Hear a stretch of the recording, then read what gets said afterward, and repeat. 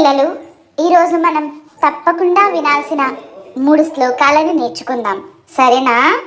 శ్రీరామ రామ రామేతి రమే రామే మనోరమే సహస్రనామ తత్తుల్యం రామనామ వరాననే.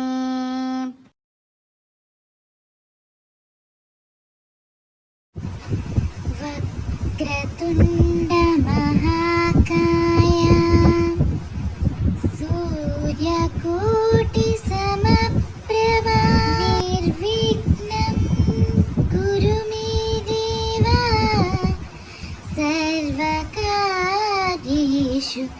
సర్వదా. పిల్లలు, ఇప్పుడు దాని అర్థాన్ని తెలుసుకుందాం.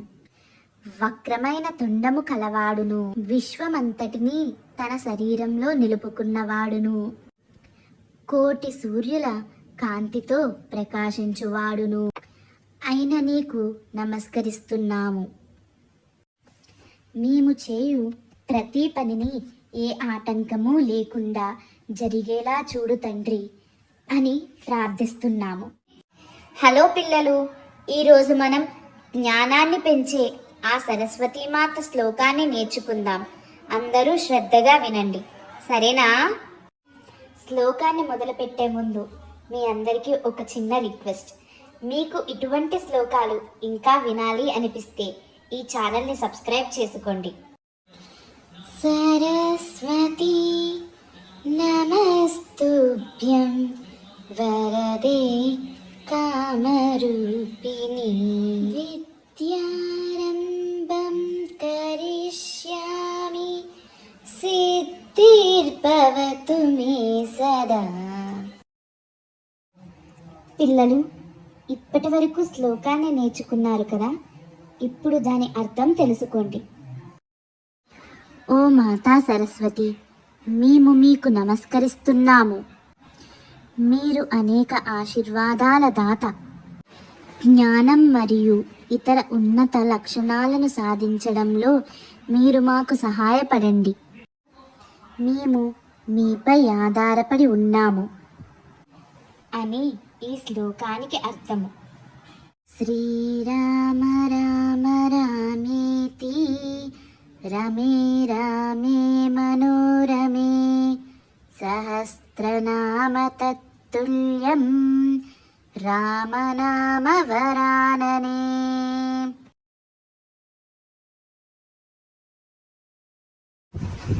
వక్రతుండ మహాకాయ సూర్యకోటి సమప్రభ నిర్విఘ్నం కురు మే దేవా సర్వకార్యేషు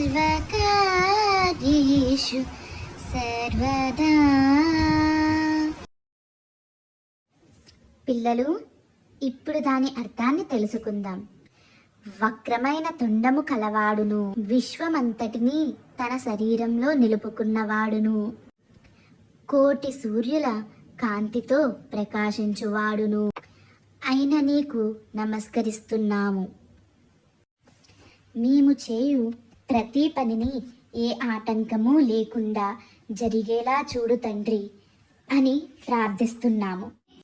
హలో పిల్లలు, ఈరోజు మనం జ్ఞానాన్ని పెంచే ఆ సరస్వతీమాత శ్లోకాన్ని నేర్చుకుందాం. అందరూ శ్రద్ధగా వినండి, సరేనా? శ్లోకాన్ని మొదలుపెట్టే ముందు మీ అందరికీ ఒక చిన్న రిక్వెస్ట్. మీకు ఇటువంటి శ్లోకాలు ఇంకా వినాలి అనిపిస్తే ఈ ఛానల్ని సబ్స్క్రైబ్ చేసుకోండి. సరస్వతి నమస్తుభ్యం వరదే కామరూపిణి విద్యారంభం కరిష్యామి సిద్ధిర్భవతు మే సదా. పిల్లలు, ఇప్పటి వరకు శ్లోకాన్ని నేర్చుకున్నారు కదా, ఇప్పుడు దాని అర్థం తెలుసుకోండి. ఓ మాతా సరస్వతి, మేము మీకు నమస్కరిస్తున్నాము. మీరు అనేక ఆశీర్వాదాల దాత. జ్ఞానం మరియు ఇతర ఉన్నత లక్షణాలను సాధించడంలో మీరు మాకు సహాయపడండి.